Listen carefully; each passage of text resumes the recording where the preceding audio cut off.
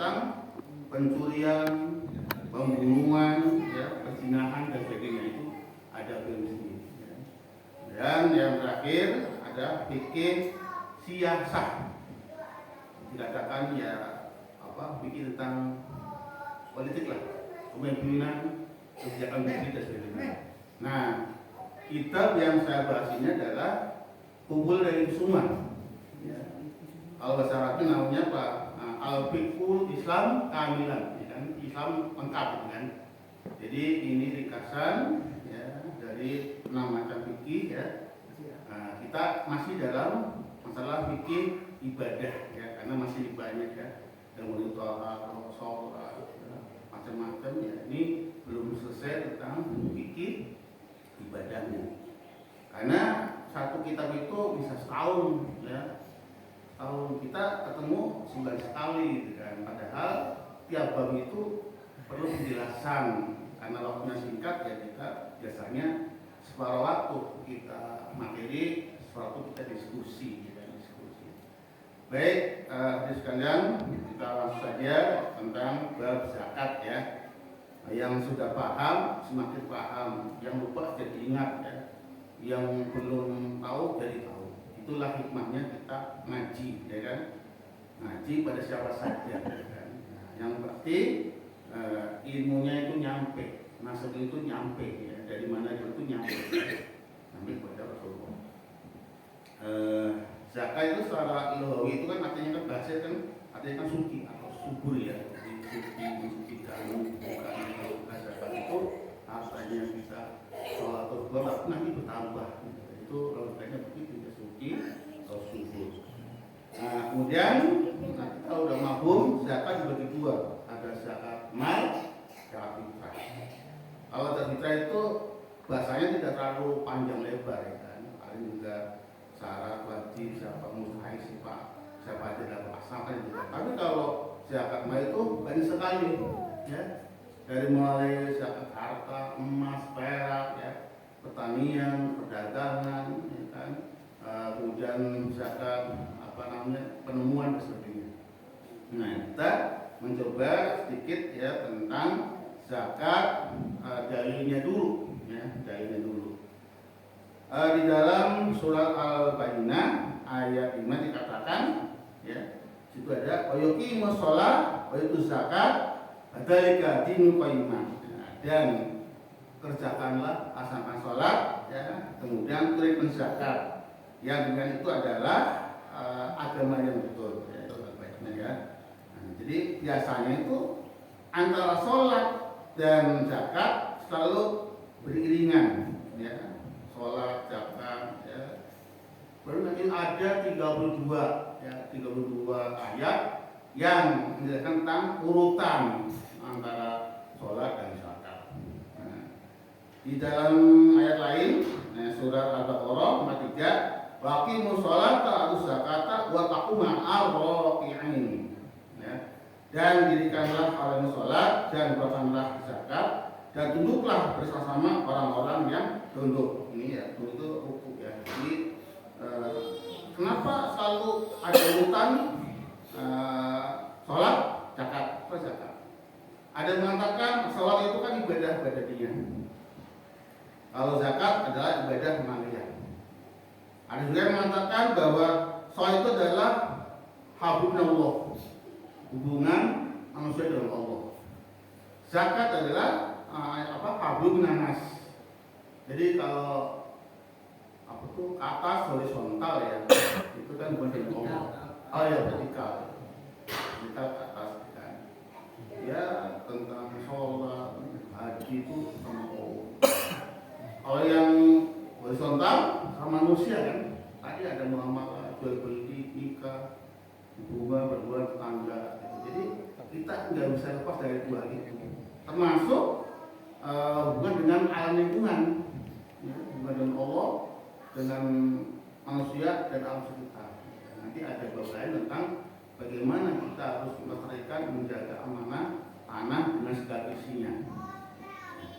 Kemudian di dalam surat lain At-Taubah 5 dikatakan fa'in tabu wa qumus shalah wa atuz zakat fahallu sabilahum.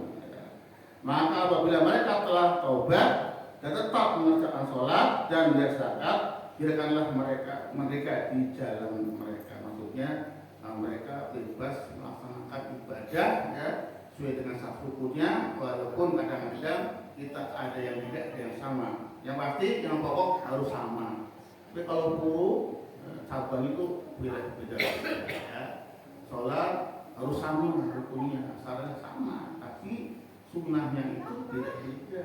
Cara angkat tangan, cara bersedekah, cara bangun dari ruku, ada yang tangannya di kepala, ada yang ini bertelakan di lantai. Itu namanya boleh beda. Tapi yang pasti yang harus sama. Ya. Pokoknya harus sama, cabang beda-beda. Kemudian kita tahu bahwasanya Islam itu dibangun dari 5 hal. Antara satu Allah, ya kan? Wa aqimi shalat, aqimi zakat, ya, wa shalat Ramadan, wa hajjal baiti, maniswa. Itu fondasinya itu 5. 5 itu satu paket, nggak boleh tinggal. Urutannya memang ada yang beda, ada yang zakat dulu, ada yang puasa dulu. Yang pasti satu saja, sholat, ya, zakat, puasa, haji. Haji terakhir karena berat. Ibadah yang paling berat, rukun Islam berat adalah haji. Karena Pak, selain harus biayanya mahal, waktunya lama, jauh, maka ini satu sabila ya, bagi orang yang mampu. Lanjut, berikutnya hubungan zakat dan sholat. Tadi sudah saya jelaskan ya, jadi sholat dan zakat itu selalu berkaitan ya, selalu beriringan. Maksudnya betapa pentingnya zakat dengan sholat. Sholat itu hubungan dengan Allah, zakat itu hubungan dengan sama manusia. Berikutnya adalah harta benda apa saja yang wajib dikeluarkan. Apa saja yang wajib dikeluarkan ya. Pertama, emas, perak, uang.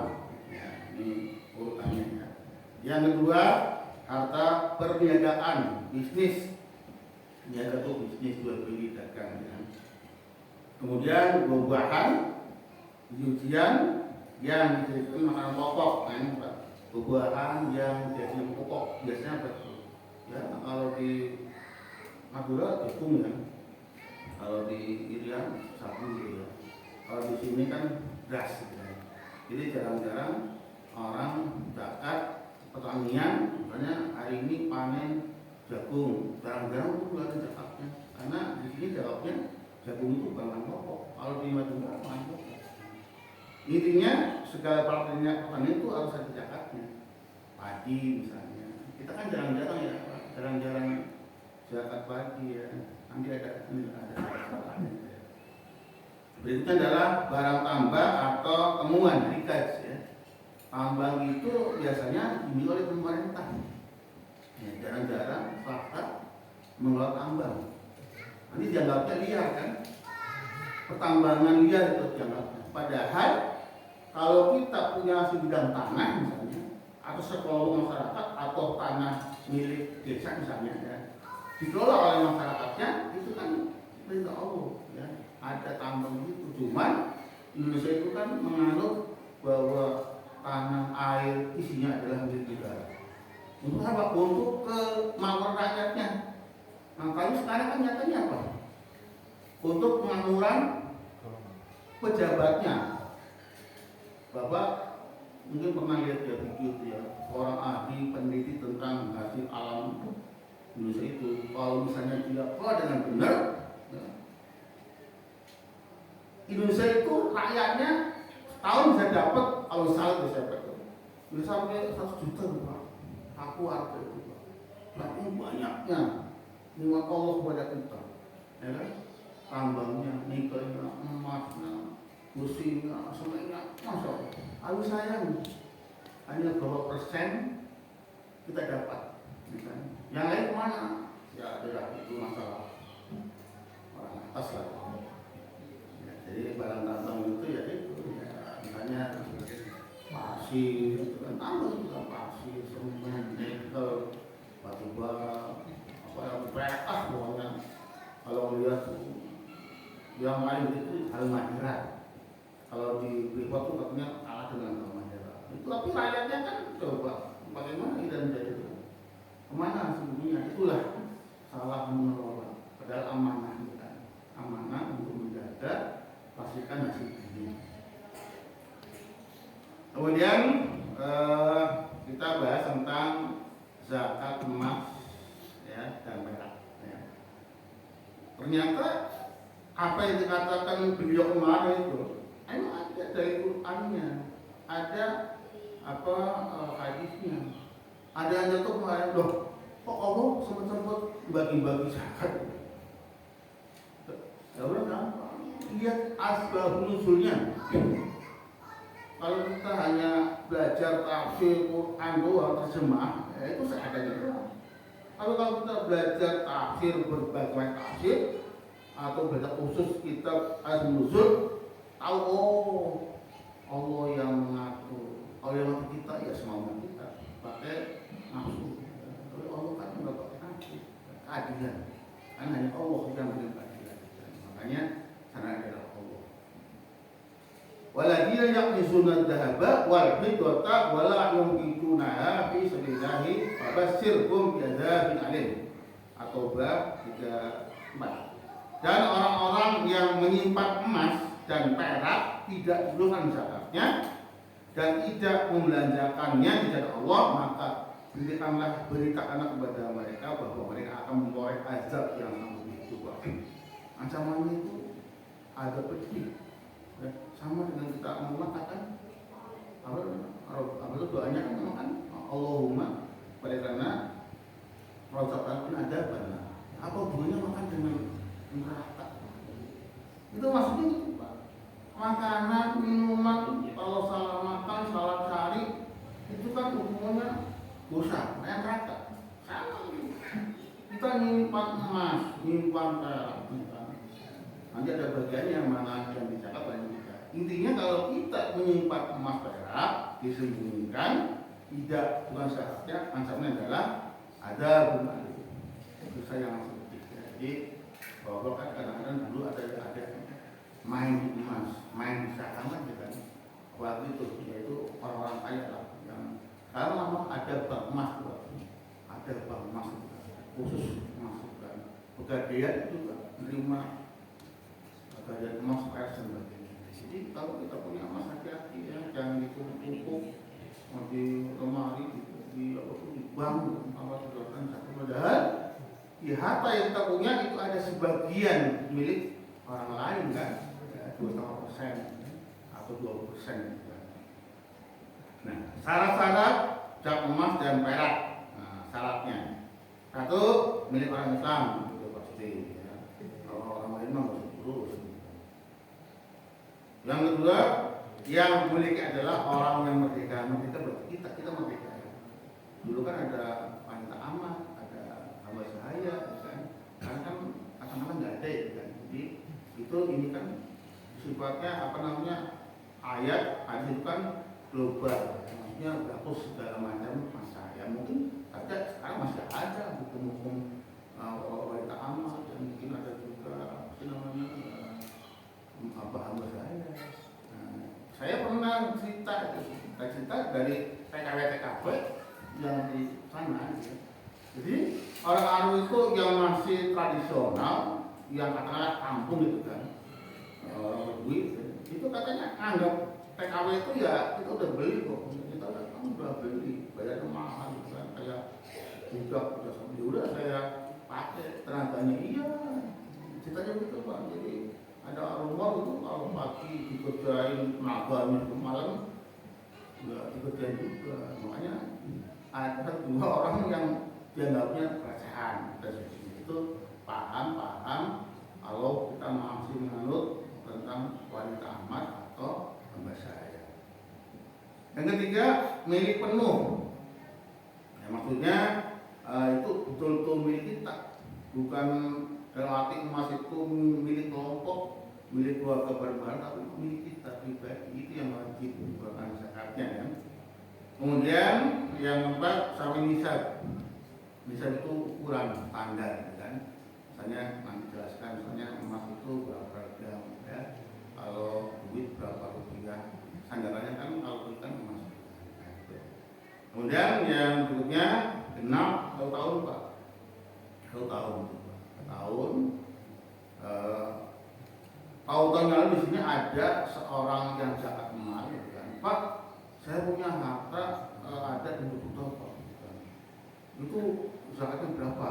Saya bilang itu kalau 2 juta itu udah di atas harga emas di 93 gram, jadi zakat. Itu tahun depan zakat lagi. Pak, kalau begitu berarti uang saya semakin habis dong. Gitu kan? Jadi dia pakai filsafat berkurang terus, ya, berkurang terus hartanya. Padahal harta itu kan harusnya kan dikelola supaya bertambah, muter-muter, ya kan. Lalu kalau disimpan doang di lemari, ya kan, dia bilang itu kan nggak berbukti. Tapi udah tahu saya keluarkan zakatnya. Ya itu makanya untuk kebutuhannya. Setiap tahun ada nisabnya, ada haul, ya zakat Pak. Makanya supaya uangnya bergerak ya pakai Pak untuk bisnis kan, untuk segala gitu ya. Rasulullah bersabda dari Tirmidzi ya, manis sahaja malan wala zakat alaihi hatta yaqulu alaihi al-haul ar-rajihu wa qubuhu. Nah, barang siapa yang memperdagangkan, memperusahakan harta emas, maka tidak kewajiban zakat baginya kecuali apabila lewat 1 tahun, ya. Dan yang rajih ialah mauquf. Maksudnya ini Pak, harta itu, emas itu ya, walaupun diperjualbelikan Pak, ya kalau belum 1 tahun ya nggak zakat. Januari kita jualan emas, entah jualan secara online atau pakai langsung, ya kan. Tapi kalau nggak sampai tahun atau hartanya habis baru ya nggak zakat. Maksudnya modalnya 100 gram misalnya, ya, kan masalahnya kan misalnya kan 93 gram, ya. Punya emas 100 gram dikelola ya Januari sampai Desember, ya ternyata bangkrut usahanya, ya kurang dari 93 gram, ya udah nggak usah zakat gitu ya. Kemudian nisab dan zakat emas. Nisab emas bersih ialah 20 dinar, ya, sama dengan 12,5 pound sterling, sama dengan 96 gram.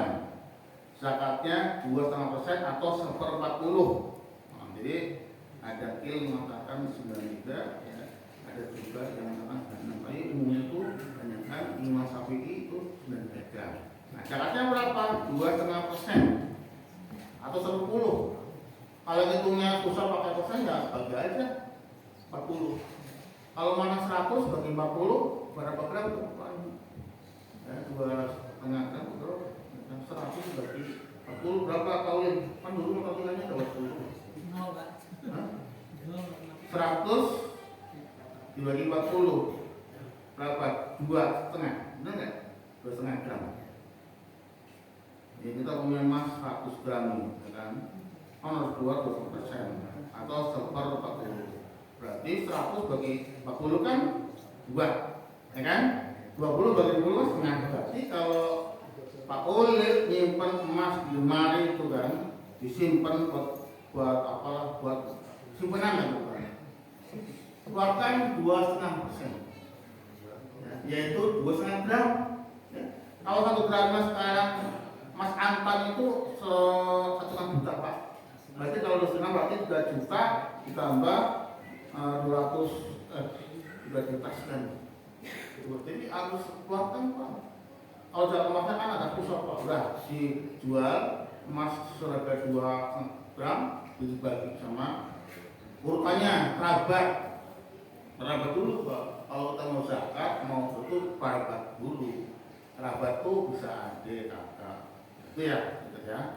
Bahkan orang tua tuh di urutan pertama kalau kita berupaya. Berita miskin baru yakin ada urutannya, gitu kan. Baru tetangga jauh, teman sebaya dan sebagainya. Ya itu jangan lupa Pak Halil, zakat emasnya 35%. Berikutnya nisab dan zakat perak. Nah ini zakat perak Pak. Perak itu berarti nilainya di bawah emas saja. Masa emas itu kuning, kalau perak warnanya putih warnanya. Tapi orang jarang-jarang pegang perak, yang emas. Nah, kalau perak itu misalnya 200 dirham, ya, sama dengan 672 gram. Ini berarti 672 gram, ya, maka zakatnya 25%. Ini pakainya gram Pak, gram ya. Satu kilo berapa gram? Orang ini 1 kilo berapa gram? 1000 ya? 1000 ya? 1000. Di sini 602 berarti kurang 1 kilo. Jadi kalau Bapak punya perak seberat 62 gram atau 60%, ya, kan 602 dari 1000 kan berarti kan kira-kira 60% ya. Maka harus zakatnya sama, tinggal bagi 50 kan. Ya. Ini Pak, ini dari Quran Pak, hadis juga ada. Jadi kalau Bapak punya emas perak, ya zakatnya, ya kan? Emas perak yang lebih tinggi lagi apa? Logam mulia Pak. Jadi logam mulia, emas, perak, apalagi kuningan ya, kuningan terus besi kan, masalah ya, urutannya. Kalau besi nanti zakatnya zakatnya perdagangan bisnis kan, besi kan? Karena nggak disebutin zakat besi, adanya emas dan perak. Ya. Jadi nanti masuknya ke zakat perniagaan. Bapak-bapak yang saya hormati, sedikit lagi. Beberapa pendapat tentang emas yang telah dijadikan perhiasan pakaian ya. Jadi emas yang dipakai untuk perhiasan istri Pak, bukan untuk bisnis, bukan untuk simpanan. Jadi kan lazimnya kan perempuan kan emas ya, jadi anting, kalung, tangan, ada yang kaki ya. Jadi perempuan itu memang perlu dengan hiasan ya. Fisiknya juga hiasan dunia itu ya perempuan itu hiasan. Karena udah jadi hiasan, dihias lagi ya. Saking banyaknya emas, tidak terima dengan kalung, cincin, gelang, kaki, anting juga ya, antingnya ada, kalau antingnya digolongkan. Hidung juga Pak, hidung juga. Nah, hidung dikasih anting, telinga anting sampai 3. Saking banyak emas tadi. Gelangnya rantai bambu. Dia punya pikiran, biar nggak zakat ngeles dia. Biar nggak zakat, emasnya dipakai semua Pak. Kalau saya kan biasa dipakai, bukan disimpan, bukan didagangkan. Jadi pakai semua Pak. Gelangnya kanan kiri panjang kayak India gitu. Cincinnya pokoknya antingnya, terus kalungnya, hidungnya juga dipasang. Dia meles sebenarnya zakat Pak. Jadi ini kan emas perhiasan pakaian, padahal lebih daripada 90 gram dipakai semua, sekilo kali melesnya dari zakat ya. Nah, bagaimana pendapat para ulama?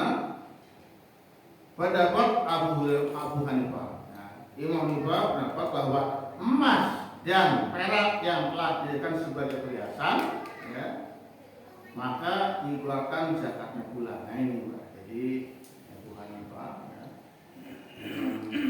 itu ya, entah itu emas dipakai atau enggak, gitu kan, tetap ada zakat. Gitu ya. Itu menurut Imam Abu Hanifah. Menurut Imam Malik, jika perhiasan itu punya perempuan untuk dipakai sendiri atau disewakan, atau punya laki-laki untuk dua istrinya, maka tidak wajib dikeluarkan zakatnya. Ya, jadi kalau emas itu dipakai perempuan untuk hiasan atau punya suami dipakai istri untuk hiasan, ya, tidak wajib dikeluarkan zakatnya. Tetapi jika seorang laki-laki memilikinya untuk disimpan atau untuk perbekalan di mana perlu, maka wajib menzakatnya. Nah ini jadi kalau laki-laki Pak Heru punya emas, ya, tapi disimpan ya, milik ini milik Pak Heru, bukan untuk istrinya. Nah itu wajib zakatnya. Ini menurut Imam Malik. Tapi kalau Pak Heru punya emas dipakai untuk istrinya, entah itu gelang, kalung, apa, ya, itu tidak wajib zakatnya. Tapi kalau Pak Heru punya emas disimpan di lemari di bank, ya, untuk keperluan nanti, ya, itu wajib zakatnya. Ini menurut Imam Malik. Yang ketiga, pendapat Imam Syafi'i. Imam Syafi'i berpendapat tak ada zakat pada perhiasan emas dan perak. Nah, jadi Imam Syafi'i itu mengatakan tidak ada zakat bagi emas yang dipakai untuk hiasan. Kemudian berikutnya itu pendapat itu ya tentang emas dan bukan hiasan itu tidak usah pakai zakatan. Nah, yang terakhir dulu ya, nisab dan zakat uang. Nah ini yang biasanya kita lazim ya, zakat emas kan, ada istilah zakat emas, ada zakat fitrah, ada sedekah, infak ya, macam-macam punya pengertian dan punya apa namanya, punya makul untuk apa gitu kan. Tapi sama-sama kan, tapi beda niat, beda syaratnya. Nisab uang pada saatnya itu berstandar emas Pak, karena peredaran uang itu berdasar emas, maka nisab dan zakatnya 2% atau 140. Jadi uang itu selalu dikaitkan dengan harga emas kan. Emas naik, nilai uang juga naik. Semakin dolar ya, misalkan dolar ya pengaruh. Kalau dolarnya turun, berarti harga emas naik. Bahkan ada orang boleh beli dolar itu, dolar dijual di pilihan jadi miliaran ya. Kalau dolar kan paling juga $1.000, $100, tapi mesti dijualkan miliaran. Nah, jadi kalau kita punya uang ya tambahkan emas kan di sini 96 gram. Jadi kalau 96 gram katakanlah misalnya 1 gramnya 1 juta, berarti Bapak punya uang 96 juta. Itu harus dizakatkan.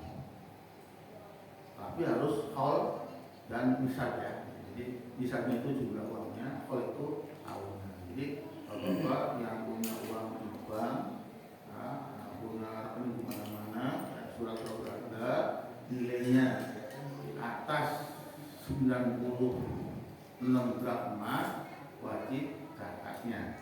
Allah berfirman, ya ayyuhalladzina amanu anfiqu min thayyibati ma kasabtum wa mimma akhrajna lakum bil ardi wala tayammamul khabisa minhu tubiquna walastum bi akhihi illa an tuhmidu bihi. Al-Baqarah 267. Orang-orang yang beriman, maafakanlah di jalan Allah sebagian dari apa yang kami keluarkan dari bumi untukmu, dan janganlah kamu memilih yang buruk-buruk kemudian kamu maafkan daripadanya, padahal kamu sendiri tidak mau mengambilnya melainkan dengan memincingkan mata terhadapnya. Nah ini Pak, ini masalah kalau kita punya harta ya, punya apa saja ya, termasuk kita punya barang bentuknya entah uang atau buah-buahan atau macam-macam Pak.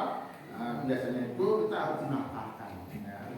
Pertama untuk keluarga inti ya kan, ya, anak, istri, suami, orang tua ya.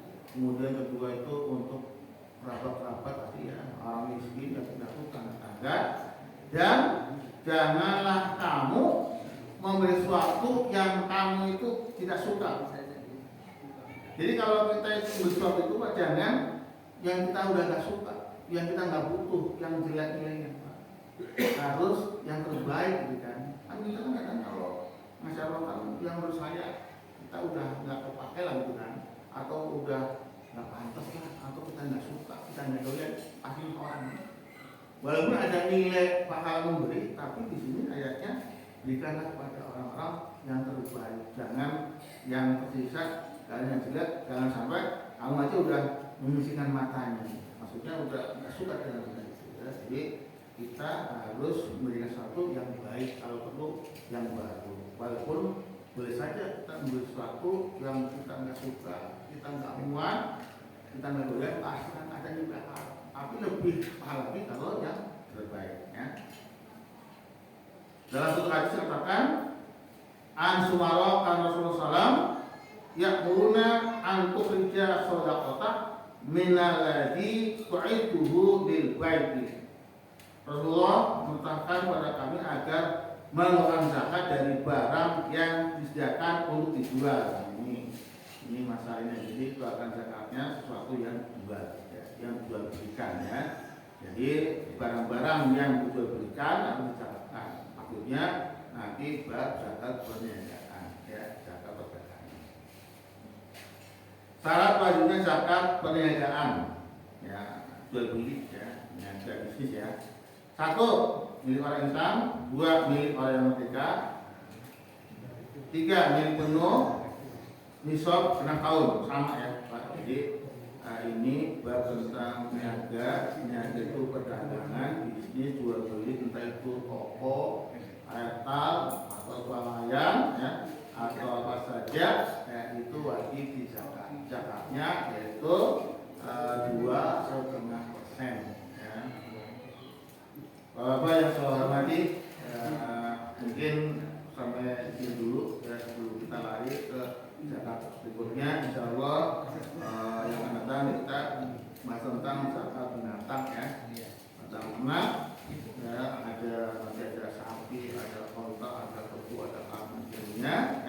Insya Allah minggu yang akan datang, bulan yang akan datang, kita akan bahas tentang zakat binatang ternak. Ya. Baik, untuk sementara sampai di sini dulu, sambil minum. Kemudian ada yang bertanya, ada yang menambahkan, ada asli, ada yang bilang, silakan bapak-bapak. Kita di sini tempatnya diskusi itu artinya pertukaran pikiran, ya. Tidak semua yang saya katakan benar, mungkin ada salah. Yang benar pasti dari Allah, yang salah tidak saya. Begitu. Sementara di sini dulu, silakan kita diskusi, insyaallah. Terima kasih. Assalamualaikum warahmatullahi wabarakatuh. Waalaikumsalam. Assalamualaikum warahmatullahi wabarakatuh. Waalaikumsalam warahmatullahi wabarakatuh. Tatkala kita punya katakanlah di rumah emas, yang kilo berapa lah, wajib dibuatkan zakat. Pertanyaan saya, berapa kali kita mengeluarkan zakat emas itu? Apakah dalam setahun sekali atau seumur hidup sekali saja? Assalamualaikum warahmatullahi wabarakatuh. Iya. Adi mau 56. Bandi itu nanti sampai pada bertugas dan pertaniannya. Jadi